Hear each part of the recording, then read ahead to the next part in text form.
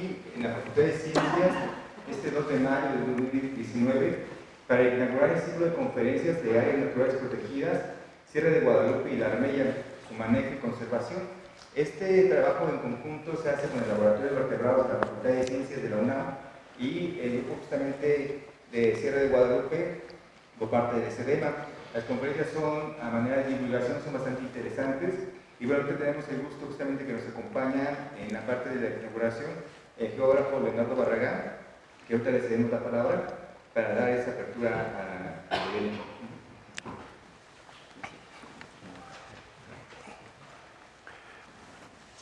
Doctor, muchísimas gracias. De entrada es para mí un honor estar en esta facultad, en la máxima casa de estudios, platicando un poco sobre las áreas naturales protegidas. ¿Qué son las áreas naturales protegidas? ¿Cuál es su importancia? Y sobre todo enfocados a dos áreas naturales protegidas poco conocidas, pero que no menos importantes. Las dos ubicadas en el norte de la Ciudad de México. ¿Qué les puedo decir? Estas áreas, de algún modo, para la gente, para el grupo de investigadores, son lugares que están poco estudiados y que cada día nosotros vamos encontrando más cosas muy interesantes, pero necesitamos apoyo para que nos ayuden con la identificación de los ecosistemas, ¿no? Le agradezco, doctor, todo el apoyo que hemos tenido por parte suya. Le agradezco sobre todo a mi equipo de trabajo, Miri, Julio, no está presente, Toño, doctor, Alejandra, Chucho, Juan, Diego, por su invaluable apoyo para la realización de este evento. Muchísimas gracias. Bueno, entonces damos inicio. Entonces, la primera conferencia va a estar justamente por el geógrafo Leonardo Barragán, Guerrero, que se llama Áreas Naturales Protegidas, Sierra de Guadalupe y La Armella. Bueno, bienvenido. Muchísimas gracias. ¿De dónde surge? ¿De dónde surge la necesidad de realizar este tipo de estudios? Tenemos una base jurídica para ello. Hay un pequeño documento, un pequeño libro que nace ya de manera oficial, que es el que nos rige actualmente en el país, el que realmente no solo como profesionistas, sino como ciudadanos conocemos, la Constitución Política de los Estados Unidos Mexicanos. En su artículo 4 nos habla sobre el derecho a un ambiente sano. ¿Cuántos años pasan desde la creación de la Constitución, de la actual, que nace en el 17 y es hasta casi en el año 2000 donde se incluye este artículo, el cuarto constitucional, ¿no? De ahí, bueno, pues ya se comienzan a derivar una serie de leyes, aun cuando jurídicamente cuesta un poco de trabajo entender que primero surge la LEGEPA antes que el artículo constitucional. En 1988 surge la LEGEPA, que es la ley que rige la parte de la naturaleza. En el 2000, la Ley General de Vida Silvestre, y de ahí sus respectivos reglamentos, ¿no? Estos, bueno, vienen acompañados de normas. La norma oficial Semarnat 059-2010 y la norma oficial, la NOM 015 Semarnat Zagarpa 2007. Esta última nos habla del fuego, de la utilización del fuego.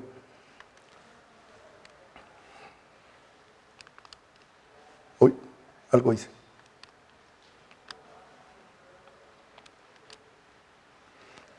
Ahora bien, localmente el año pasado surge la Constitución en la Ciudad de México.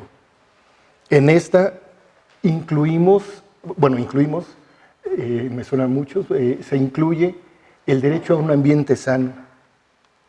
En el artículo 16 se habla del ordenamiento territorial y de la integración del sistema de áreas naturales protegidas. ¿Cuántos años pasan? Vuelvo con las edades,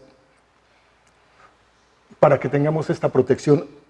No así, esta protección ya es de manera oficial que el gobierno la tiene. Sin embargo, en cada etapa se tuvo cierta protección. En la época prehispánica tenía cierta protección, llegan los españoles, también hubo ciertas restricciones. Sin embargo, siguió existiendo el tomar más de la naturaleza, de lo que la naturaleza nos puede brindar, ¿no? El 2 de enero de este año surge el Reglamento Interior del Poder Ejecutivo de la Administración Pública. En él nos mandata en el artículo 190, que habla sobre las funciones que tiene la Dirección General del Sistema de Áreas Naturales Protegidas, que es a la que pertenecemos. Bien, en este reglamento están las atribuciones de la SEDEMA y, como les mencionaba en el artículo 190, las atribuciones para la administración de estas ANPs.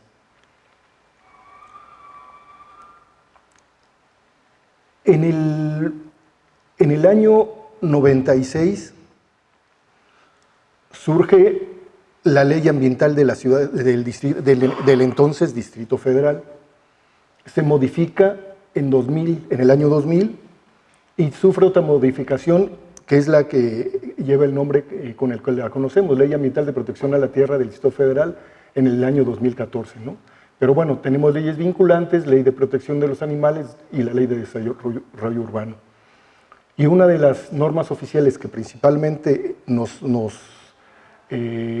vincula es la NADF 001, Recursos Naturales 2006, ¿no? Pero bueno, hablamos mucho de áreas naturales protegidas y realmente, ¿qué es un área natural protegida, no? En el artículo 5 de la Ley de Protección a la Tierra del Distrito Federal nos dice que son los espacios físicos naturales en donde los ambientes originales no han sido significativamente alterados por actividades antropogénicas o que requieren ser preservadas y restauradas por su estructura y función para la recarga del acuífero y la preservación de la biodiversidad. Son áreas que por sus características ecogeográficas, contenido de especies, bienes y servicios ambientales y culturales que proporcionan a la población, hacen imprescindible su preservación. Al final, ¿para qué preservamos? Si no es para nosotros mismos como seres vivos, ¿no? Finalmente, en pocas palabras, es el preservar, son los espacios mejor conservados y que necesitamos preservarlos o protegerlos para nuestro mismo cuidado, ¿no? O sea, para nuestro mismo bien como seres humanos. Ahí ya se me hace un poco ilógico. Tenemos que tener algo, una ley. Es un poco incongruente que como seres humanos, y así lo veo yo, no tengamos la conciencia para proteger y que necesitemos de esto, ¿no?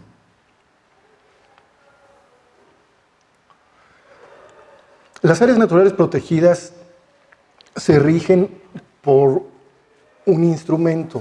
Es el primer instrumento rector, que es el programa de manejo.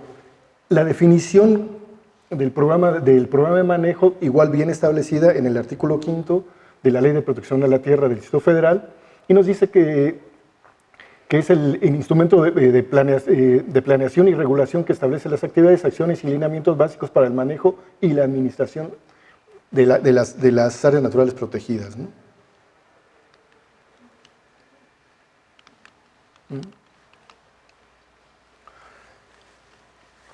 Mucha gente piensa, sobre todo fuera de la Ciudad de México, o se les hace difícil de pensar que en un espacio tan pequeño, y digo territorialmente, pues somos el espacio la entidad federativa más pequeña a nivel nacional, tenemos menos del 1% de la superficie, y que en esa pequeña superficie tengamos áreas naturales protegidas. O sea, se ríen mucho, ¿no? Porque, ay, ¿cómo ustedes tienen áreas naturales protegidas? Comparativamente, la más grande, la del desierto, el ANP terrestre más grande, la del desierto del Vizcaíno, pues abarcaría casi la mitad de la Ciudad de México, si no es que un poco más, ¿no? Sin embargo, la superficie de la Ciudad de México es de 1.485 kilómetros cuadrados y tenemos aproximadamente 9 millones de habitantes. En comparación con la superficie que tenemos a nivel nacional, que son casi 2 millones de kilómetros, con casi 120 millones de habitantes, ¿no? En esta pequeña superficie tenemos dos tipos de protección. La ya nombrada áreas naturales protegidas, de las cuales son 24, y 3 que no son áreas naturales protegidas como tal, porque estas pertenecen a las comunidades ejidos. No por ello, ese no es el motivo por el que no sean áreas naturales protegidas, sino simple y sencillamente porque los dueños de la tierra dijeron, pues nosotros queremos formar un área comunitaria de conservación ecológica, pero no queremos ser área natural protegida, ¿no? Ahorita les voy a explicar esta diferencia. Dentro de estas áreas naturales protegidas, pues vean, tenemos 8 parques nacionales que fueron creados a finales de los 30, ¿no?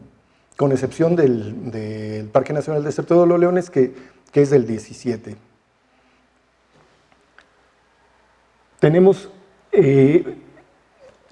estas categorías son regidas, la primera por la Federación y las siguientes son regidas por el hoy Gobierno de la Ciudad de México, ¿no? Y si se fijan aquí en lo que hablábamos, 3 áreas comunitarias de conservación ecológica. De estas áreas naturales protegidas, si observan aquí, existe un término que se llama reservas ecológicas comunitarias. ¿Quién las administra? Los dueños de la tierra, comunidades y ejidos, que entraron en 2006, se creó el programa de retribución por servicios ambientales, y en el 2007 el mismo programa, pero para áreas comunitarias de conservación ecológica. Estos 7, los dueños, como repito, los dueños de la tierra es social. Este programa sufre una modificación más y en 2010 se unifican porque las reglas de operación eran las mismas, tanto para la REC como para la SACSE. En 2010 se unifican y queda ya un solo programa para ambas. Sin embargo, bueno, pues las SACSE dijeron, nosotros queremos seguir siendo ACSE, nosotros no queremos seguir siendo áreas naturales protegidas. Este se firma mediante un convenio con la titular de la Secretaría y las REC, para ser consideradas, debe de aparecer el decreto en la Gaceta Oficial de la hoy Ciudad de México. Estas están publicadas. Finalmente, aunque la SEDEMA, aunque ellos tienen la administración, la Secretaría del Medio Ambiente, mediante este programa que les comentaba, el programa de retribución, los apoya de algún modo, aparte económicamente, los apoya un poco en su administración. Ahora, del resto, que son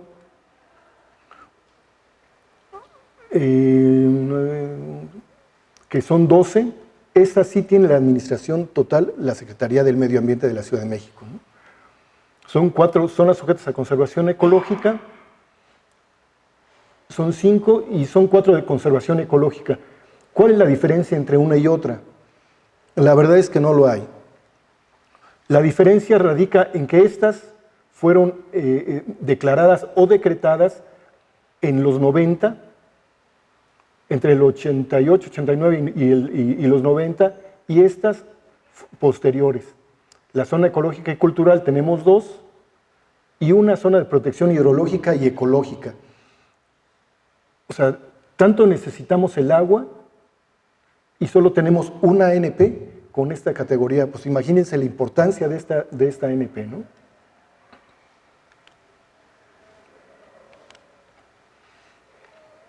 En este mapa podemos observar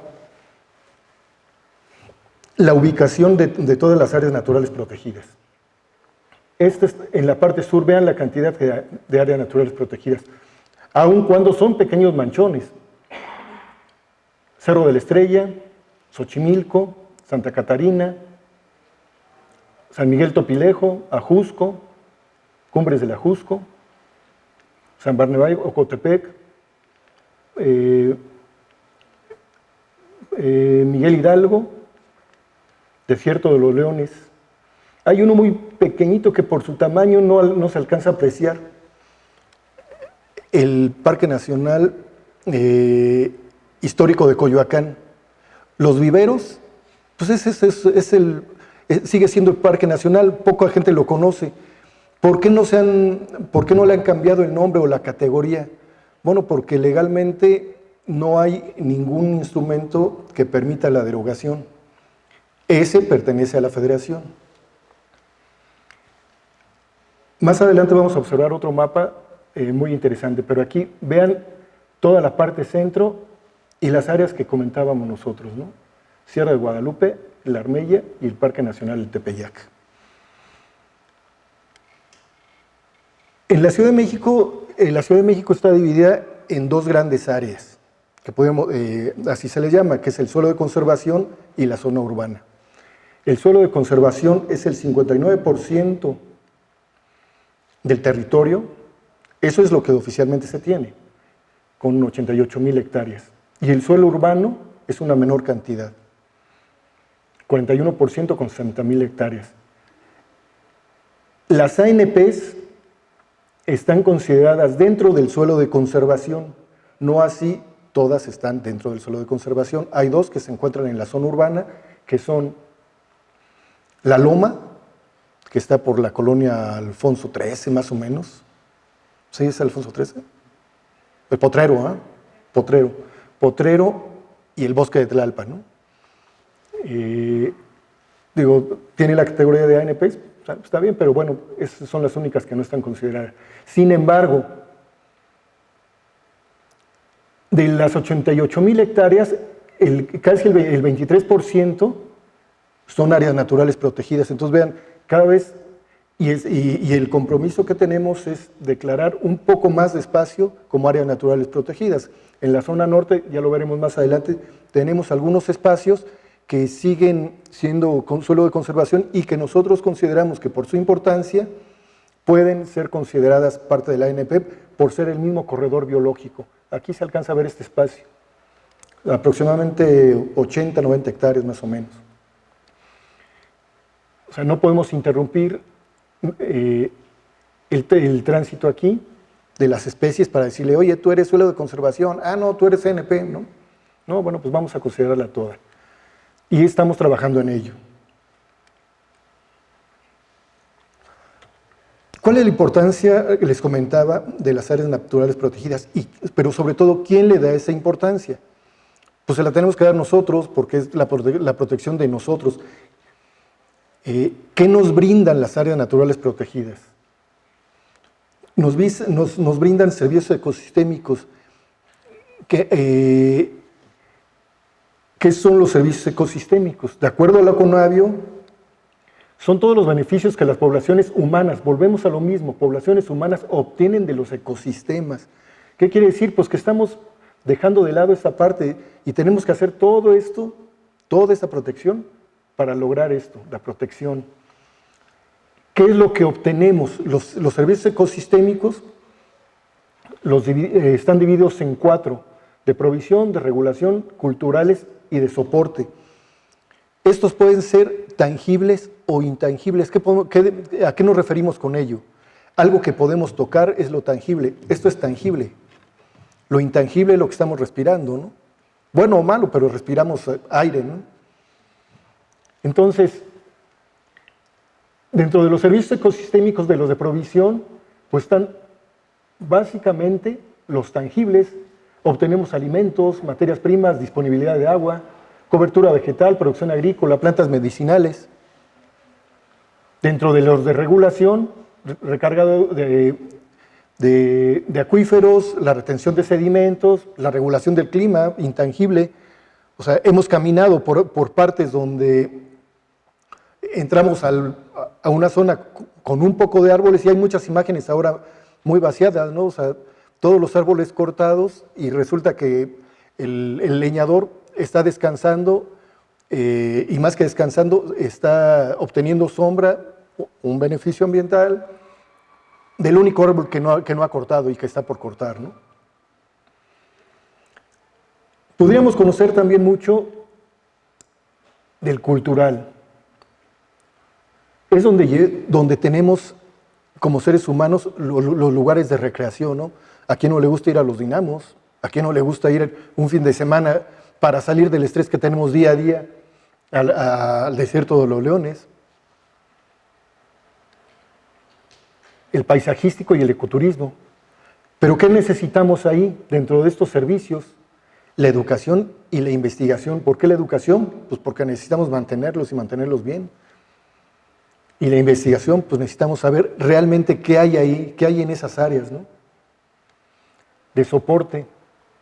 Pues ahí está, intangible, oxígeno para la atmósfera, el equilibrio de los procesos ecosistémicos, mantenimiento de la biodiversidad, refugio de especies, de las pocas especies. Por eso los zoológicos a veces son una parte de las incongruencias, ¿no? Tenemos que tener animales enjaulados para que la población los conozca. Cuando nosotros estamos acabando con el hábitat, con ese hábitat y a la larga, pues con nosotros mismos, ¿no?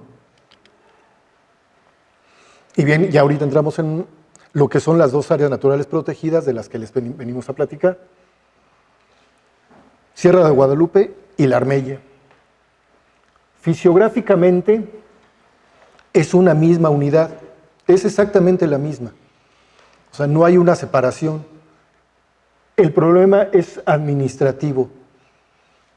Para realizar esta área natural protegida, Sierra de Guadalupe, se expropió los terrenos a 6 ejidos. San Miguel Chalma, San Pedro Zacatenco, Santa Isabel Tola, por mencionarles algunos. Pero de repente se expropian más de 600, casi 700 hectáreas, 688. Y de repente se dan cuenta, años después, más de una década después, que quedaron como 200 hectáreas sin ningún tipo de protección. Se investigó y pues resulta que no era de nadie esos terrenos, y es pues la parte contigua. Y entonces crean la Armella. Digo, la verdad es que para mí, yo en ese asunto jurídico no lo conozco bien, pero para mí hubiera sido más fácil haber anexado o haber agrandado la Sierra de Guadalupe que haber creado la Armella, pero bueno, los abogados por algo lo hicieron, ¿no?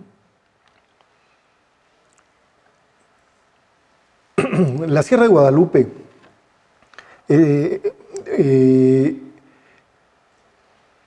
de los primeros lugares a los que llega poblaciones humanas. Prueba de ello es que se han encontrado, y a la fecha existen petroglifos en la zona, poco conocidos. La verdad es que hay que observar mucho para poder encontrarlos. Pero resulta que también, y esto me tiene muy intrigado, he platicado con mi equipo sobre esto, digo, está la autoría del artículo, pero se ha encontrado en la zona, no en el cerro. El cerro es pura roca, ahí difícilmente pudieron haber encontrado esto, desde mi punto de vista, pero sí en la parte baja, a donde llegaba el agua, haber encontrado esto: mamuts, caballos, perezosos, Este caballo pues, es el antecesor de lo que conoceríamos, ¿no? Tortugas. Y los principales asentamientos datan de 1200 antes de Cristo.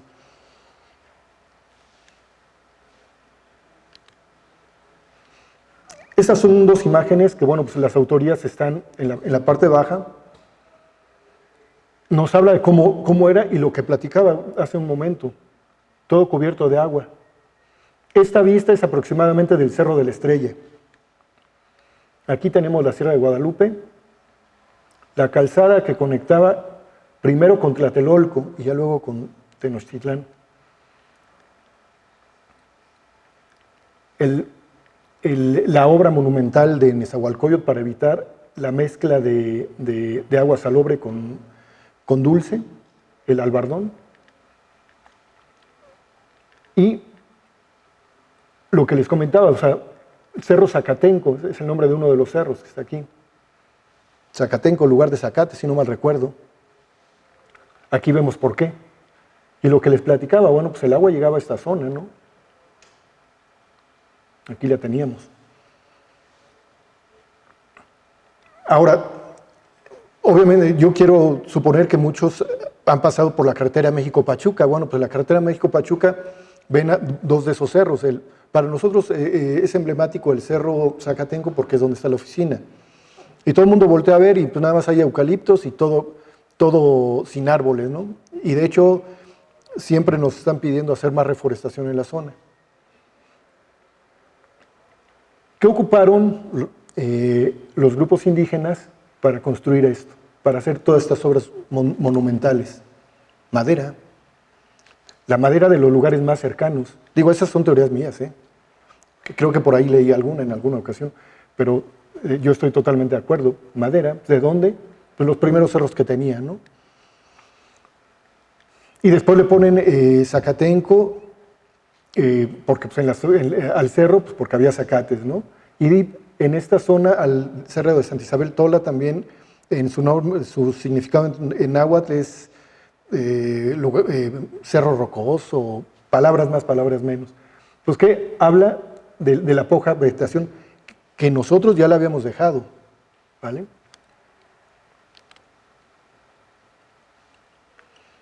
¿Qué podemos encontrar en la zona? Mucho pirul. ¿Originario? No.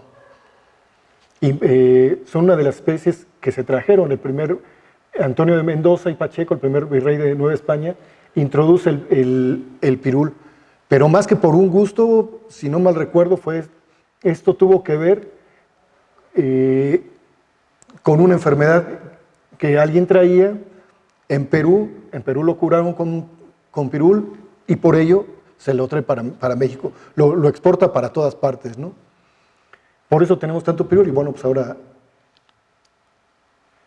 lo tenemos que cuidar demasiado ya por ley. Volvemos con otra muestra pictórica. De las pinturas de Velasco, pues los cerros ya totalmente deforestados, ¿no? Seguimos manteniendo un poco de agua.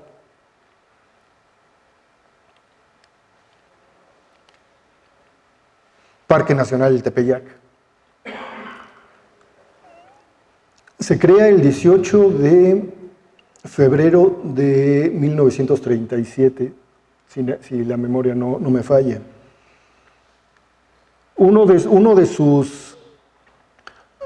los objetivos era el reforestar, el volver a mantener un poco las cuestiones climáticas en la zona. El apóstol del árbol Miguel Ángel de Quevedo, ¿qué es lo que trae? Eucalipto. Y ese fue, el sembrar eucalipto en esta zona, fue uno de los motivos para declarar 1.500 hectáreas del Parque Nacional. ¿Dónde están esas 1.500 hectáreas? Nadie sabe. Nadie sabe, la verdad la Comisión Nacional de Áreas Naturales Protegidas reconoce actualmente 250. De las 250, pues está la colonia, dentro de esas 250 hectáreas está la colonia Santa Isabel Tola, está pues toda esta zona urbana. Nada más reconoce la mitad de este cerro y este. Y esas son sus 250 hectáreas. De las otras 1.250, no sabemos.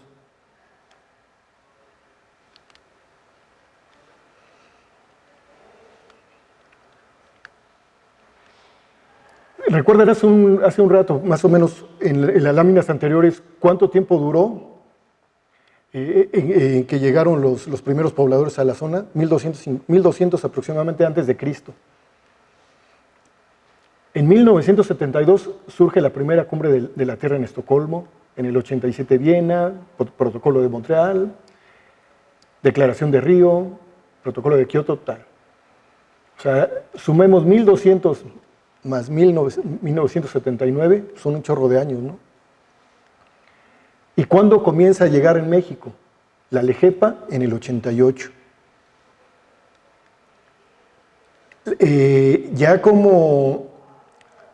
Pero además, desde los 30, desde finales de los 30 que se declaran los parques nacionales, vean cuántos años pasaron para que hasta en 1987 se declarara la primera ANP, ya para la Ciudad de México, o sea, como tal. No, miento, en 1989, ¿va? 1989, desde el 37 al 89, ¿cuántos años pasaron? Después viene Sierra de Guadalupe, el 29 de mayo del 90, aparece publicado en el Diario Oficial de la Federación. Todo esto aparece en el Diario Oficial de la Federación.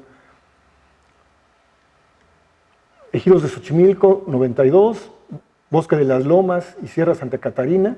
Esta NP es muy vaciada. Bosque de las Lomas. ¿Sabían que los jardines de las lomas hay ANP? Los prados que están ahí son un área natural protegida que Carlos Salinas de Gortari lo decretó como tal. Las hectáreas no me acuerdo, pero son poquititas y son áreas naturales protegidas. Bueno, está bien. Santa Catarina, Bosque de Tlalpan. Bueno, Bosque de Tlalpan en el 97 como ANP, pero desde los 70, si no mal recuerdo, estaba como parque urbano, me parece. Y 2006, La Armella.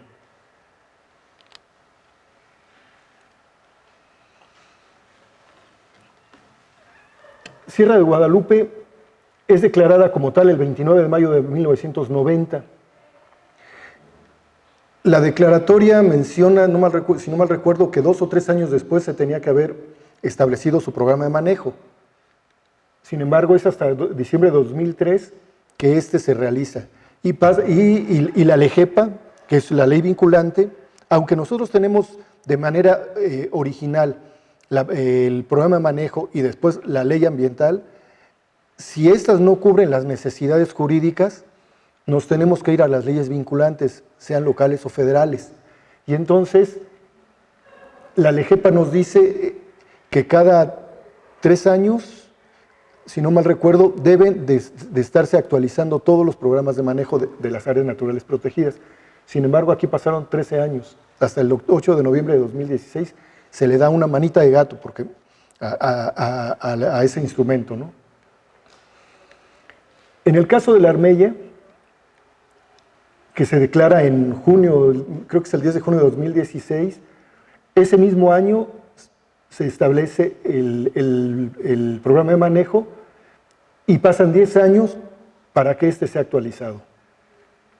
O sea que ahorita estamos ya en tiempo de darle una nueva manita de gato al instrumento. Fotografías de cómo estaba la zona en Cuautepec. Más o menos son las mismas tomas. 1942. La gente de la zona decía que no había árboles, pero pues yo aquí la verdad, acá arriba puedo entender. Y acá arriba sigue sin haber árboles. Pero ahora vean la cantidad de casas que hay en toda la zona, ¿no? 76 años de diferencia entre uno y otro. Estas son las poligonales de la Sierra de Guadalupe. De la ANP Sierra de Guadalupe, lo que está en amarillo, y de La Armella. Aquí que vemos algo raro, ¿no? O sea, como que en la oficina los muchachos y su servidor identificamos como dedos, ¿no? Bueno, pues esto tiene que ver con que estos eran los terrenos del ejido de San Pedro Zacatenco, de Santa Isabel Tola, y esta parte pues desconocemos, ¿no? Sin embargo, la verdad es muy difícil trabajar en una ANP que tiene este tipo de forma. Entonces, la verdad es que nosotros trabajamos en toda, es la única en la que trabajamos en todo el área, ¿no? Pero, dato curioso, una ANP local sobre una ANP federal, eso jurídicamente no sé qué sea, eso no es correcto. O sea, no puedes decretar una cosa sobre otra. O sea, aquí nada más fue decretar lo local, expropiarle a ellos, pero ellos no sabían, y a la fecha no saben que están en una ANP federal. Por eso el tratar de hacer este tipo de pláticas, o sea, para dar a conocer este tipo de cuestiones. Y jurídicamente esto nos conlleva a tener muchas dificultades. Y lo que les comentaba, ¿no? Fisiográficamente somos lo mismo, vean. Entonces, estas son las partes sobre las que queremos trabajar. Estamos con el equipo de trabajo en ello para tratar de integrarlas como área natural protegida, aunque tienen protección. O sea, la protección es que es suelo de conservación con categoría de forestal de conservación, de las más restrictivas también. ¿Qué tenemos en el ANP? Les voy a pasar una serie de fotografías en donde tenemos esto. Es un laguito artificial, por si así lo queremos llamar. Es una acumulación de agua. Se hicieron unas obras, en la parte alta se cayeron ciertos materiales, y por esta zona más o menos comenta la gente original que había, que vivía en Cuautepec, que había un ojo de agua. Pero esto consideramos que son escorrentías que se van acumulando nada más, porque ya no tienen salida. El programa de manejo dice que en la zona hay 285 especies vegetales registradas. Aunque se hizo un trabajo en los 90s, la verdad es que ese trabajo es necesario volver a replantearnos lo que él mismo dice. Consideramos que mucho fue bibliográfico y otro fue por encuestas, eso sí, lo dice el instrumento. Diversidad.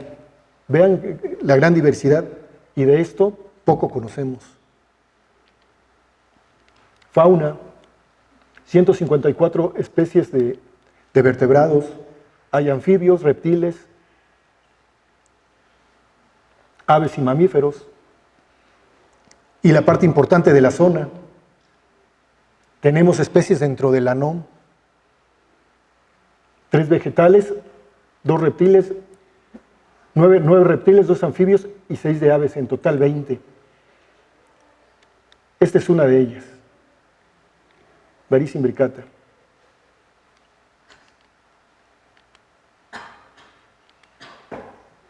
¿Qué problemas tenemos en el ANP?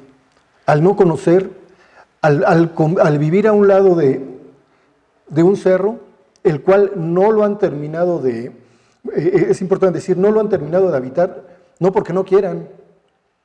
O sea, el humano vive, no le importa las piedras que estén cayendo, él va a vivir ahí.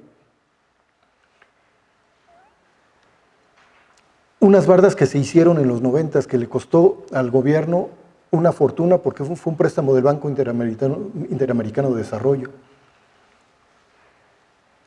Eso es lo que ha detenido, pero no ha detenido los tiraderos de basura.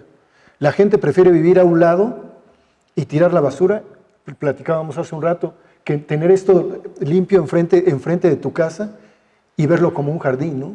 Para mí sería 1000 veces mejor, pero no, la verdad es que la gente prefiere esto. Introducción de especies exóticas, mucho. Ferales tenemos bastante. Extracción de especies, sí. Asentamientos irregulares también. Residuos sólidos, bueno, basura. Prácticas no permitidas. Y incendios forestales, ese es importantísimo.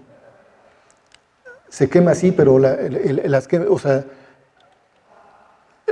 el fuego es buen amigo y es necesario para todas las zonas boscosas. Si fuera natural, se daría cada cierto tiempo. Del 100% de incendios que tenemos en la zona, el 200% son provocados, ¿no? O sea, la verdad es que todo es provocado. Hay nada que la reflexión de un vidrio, que se le cayó la colita, algo, no sé, no, nada. Ahí la gente sale y disfrutando, mira qué bonito se está quemando, ay, qué padre se les quema. Y pues ahí tienen a los pobres compañeros corriendo para pagarlo, ¿no? Además, la captura, lo que logró esto de captura de carbono, pues más tardó en capturarlo que en liberarlo. Pero bueno, incendio de marzo, Ferales, el laguito este, uno de los problemas que tenemos, muérdago. No crean que es como en las películas en Estados Unidos, los bomberos forestales, ¿no? Acá todo su equipo, todo tendiendo mangueras y todo. No, nosotros trabajamos de esta manera. Un ataque directo, vean. Pobre compañero ahí y el otro apoyando. Esto es parte de lo que hacemos para cuidarla. ¿Qué más necesitamos hacer? Saber qué es lo que tenemos, valorar qué es lo que tenemos y como científicos terminar de conocerlo, ¿no? Si hacemos, más que monitoreo, hacemos recorridos, o sea, hacemos recorridos. Y es donde estamos encontrando varias cosas que ojalá en la última plática podamos ampliar el conocimiento al respecto. Educación ambiental sí tratamos de hacer en la medida de lo posible, realizar este tipo de actividades, ¿no? La mayor importancia, todas las áreas naturales protegidas son importantes por algo. Los encinos, por ejemplo, es importantísima, que es el pedregal que se encuentra atrás de TV Azteca, y no le estoy haciendo ningún anuncio a la televisora. Todo ese pedregal es el ANP, los encinos. Nadie entra ahí, ¿no? Está todo cercado por la unidad de Pemex, al sur por propiedad privada y al este, no sé, igual propiedad privada. Pero es una de las zonas de mayor recarga del acuífero. Pero en la zona norte, estas dos áreas naturales protegidas son las únicas que existen. O sea, si pensemos en que los vientos, ¿dónde tenemos el mayor contaminante? Aparte de ser una cuenca y que nosotros con los vehículos lo que generamos, pues los vientos predominantes vienen del norte. Son retenidos por la serranía al sur. Y lo único que puede detener un poco toda esa polución son estos cerros.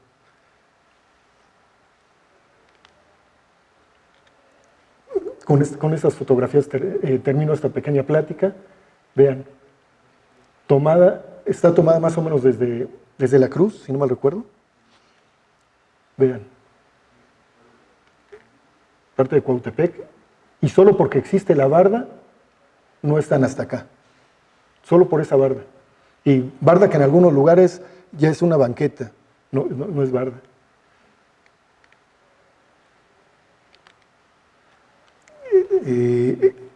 Con esta última imagen me despido, termino esta pequeña plática con ustedes.